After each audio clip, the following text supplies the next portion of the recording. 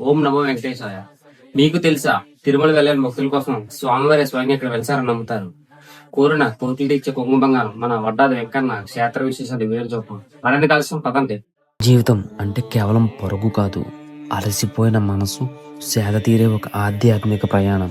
ఆ ప్రయాణంలో మన వేలిని పట్టి నడిపించే తోడు ఆ వెంకటేశ్వరుడు. కళ్ళల్లో నీళ్లు తిరిగినప్పుడు నేనున్నాను అని ధైర్యం చెప్పే ఆ రూపం. లోకమంతా నిన్ను వదిలేసినా నా దగ్గరకు రా అని పిలిచే ఆ కరుణా సముద్రం. మనం అడిగింది ఇవ్వడం కాదు, మనకు ఏది మంచిదో అది ఇచ్చేవాడే ఆ దేవుడు.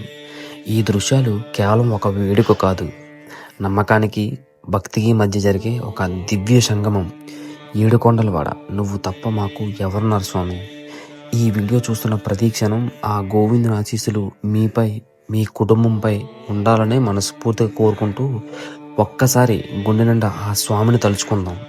ఓం నమో వెంకటేశాయ.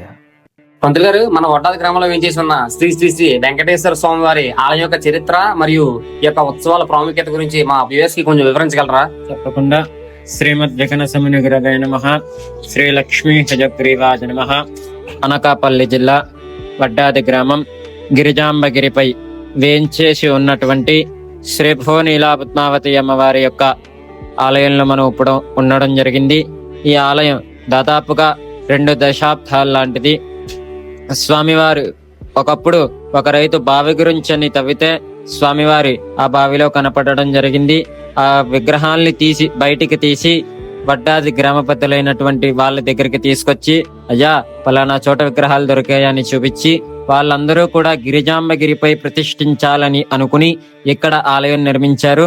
ఆలయం నిర్మించాక స్వామివారికి వైఖానస ఆగమ శాస్త్రోక్తంగా ప్రతిష్ఠాది కార్యక్రమాలు నిర్వహించి అప్పటి నుంచి కూడా ఇప్పుడు వరకు కూడా స్వామివారికి పాల్గొన దశమి నుండి బహుళ పాగ్యమి వరకు కూడా స్వామివారికి బ్రహ్మోత్సవాలు నిర్వహిస్తున్నారు.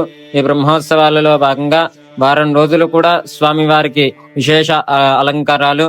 మొట్టమొదటిగా స్వామివారికి అంకురార్పణ, 2వ రోజు స్వామివారి విశేషమైనటువంటి తిరువీధి మహోత్సవము, కళ్యాణము, తర్వాత 3వ రోజు స్వామివారికి విశేష మూలమంత్ర హోమము, 4వ రోజు స్వామివారికి వేద సభ, 5వ రోజు కూడా స్వామివారికి మూలమంత్ర హోమము, 6వ రోజు స్వామివారికి మహాపూర్ణాహుతి కార్యక్రమము, అనంతరం చక్ర స్నానాది కార్యక్రమాలు జరుగుతాయి.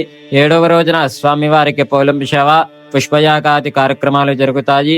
7 రోజులు కూడా వైఖానస ఆగమ శాస్త్రోక్తంగా ఎలా అయితే చెప్పబడాయో టిటిడి తిరుపతిలో వేయించేసి ఉన్నటువంటి స్వామివారికి ఆ యొక్క బ్రహ్మోత్సవాలు ఎలా అయితే జరుగుతాయో ఈ దేవాలయంలో కూడా అటువంటి అదే ఆచారంలో అదే శాస్త్రోక్తంగా చెప్పబడిన ప్రతి ఒక్కరూ కూడా ఈ గిరిజాంబగిరిపై వేయించేసి ఉన్నటువంటి శ్రీభూ సమేత శ్రీ వెంకటేశ్వర స్వామి వారిని దర్శించుకుని ఆయన యొక్క పరిపూర్ణమైనటువంటి అనుగ్రహం పొందండి.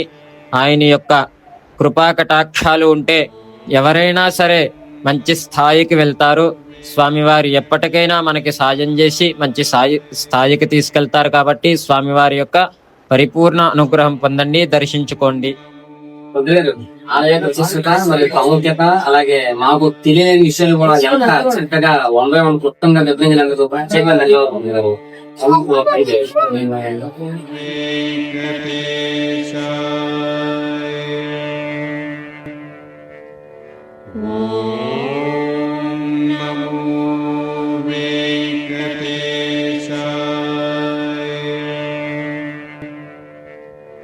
Namo